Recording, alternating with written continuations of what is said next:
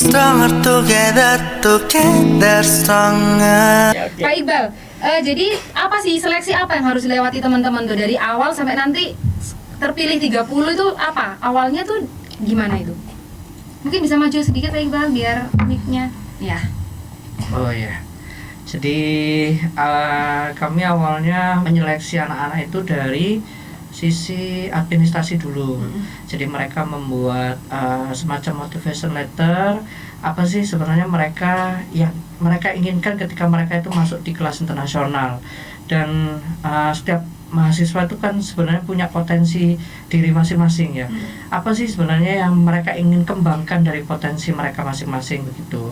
Nanti setelah mereka membuat potensi diri itu, motivation letter itu, nanti ketika mereka masuk di kelas internasional, kita sebagai prodi itu akan membantu anak-anak untuk mengembangkan potensi mereka masing-masing gitu.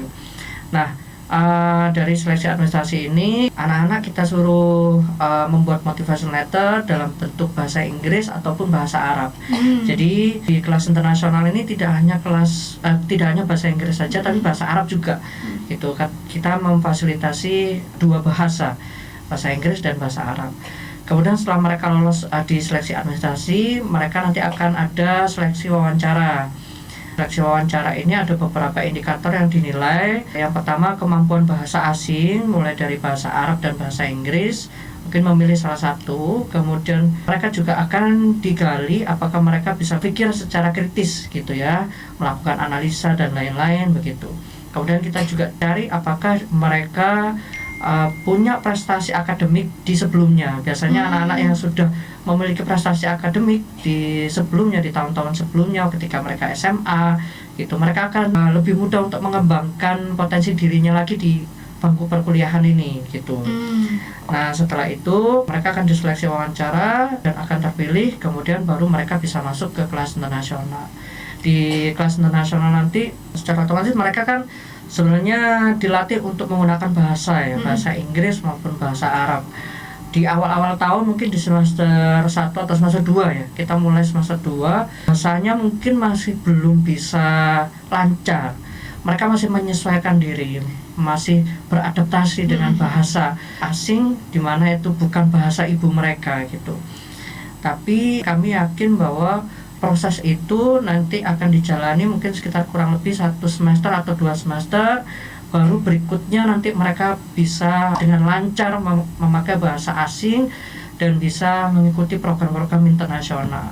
Sebenarnya kita tidak hanya bahasa Inggris saja, ada beberapa mahasiswa di kelas internasional itu yang dikirim KKN internasional ke Arab Saudi, dan mereka KKN di sana sekaligus juga umroh di sana. Jadi sekaligus melaksanakan ibadah umroh gratis lagi gitu. Itu yang mereka jago bahasa Arab. Yang bahasa Inggris kita kirim ke ada beberapa banyak negara, ada Malaysia, ada Thailand, dan banyak negara lainnya yang sudah dikirim gitu untuk di kelas internasional. Wow. Mungkin dari Bu Lili sama Pak Iqbal bisa kasih tips nggak sih sebelum Iya. podcast ini tutup, tips buat teman-teman ekonomi syariah yang mau masuk kelas bilingual, apa aja yang perlu disiapkan? Oke, pertama jangan malu mencoba. Ya. Oke, itu jangan malu mencoba. Terkadang ada stereotip dia harus ini, enggak sebenarnya enggak perlu betul, tapi mencoba dulu.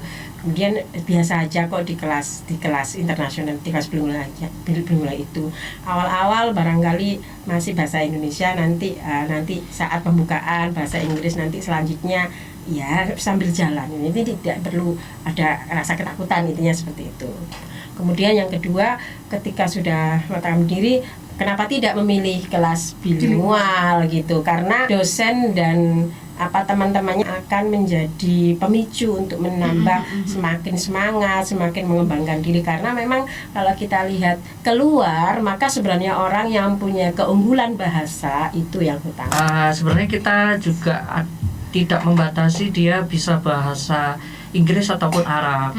Cuman kita bisa memfasilitasi itu. Ada siswa kami yang saat ini dikirim di Rusia dan dia bisa bahasa Rusia. Oh iya, gitu. iya. Ada beberapa juga yang mereka berada di kelas internasional, dan nantinya ketika mereka lulus mereka bisa studi lanjut ke beberapa universitas seperti di Australia, ada yang di Amerika Serikat juga ada, di Inggris juga ada begitu. Jadi tidak hanya di kawasan Asia saja, tapi kita sudah mengirimkan beberapa mahasiswa itu di luar negeri, di Eropa, Australia dan Amerika gitu. Nah, satu lagi mungkin masalah biaya ya, biasanya anak-anak itu menanyakan masalah biaya, apakah ada biaya tambahan untuk kelas internasional? Itu tidak ada. Jadi sama. Jadi kita free, jadi sama kayak kalian bayar UKT di kelas reguler. Ya, ini sebenarnya informasi ini bukan hanya untuk mahasiswa baru, tapi untuk calon-calon mahasiswa yang ada di luar yang belum tahu sebenarnya ekonomi syariah atau FEB ini punya kelas bilingual atau enggak gitu ya. Jadi sekali lagi, di FEB ini hanya ekonomi syariah yang baru memiliki kelas bilingual. Kita doakan semoga itu akan diikuti oleh prodi-prodi yang lain. Oke, gitu aja teman-teman podcast kita pada hari ini. Semoga bisa bermanfaat buat teman-teman sobat FEB semuanya. Kita akhiri dengan dada-dada, boleh nggak Bu? Ini khas kita di yang tengah aja Bu. Oh, yang tengah. Iya. Terima kasih semua. Terima kasih semua.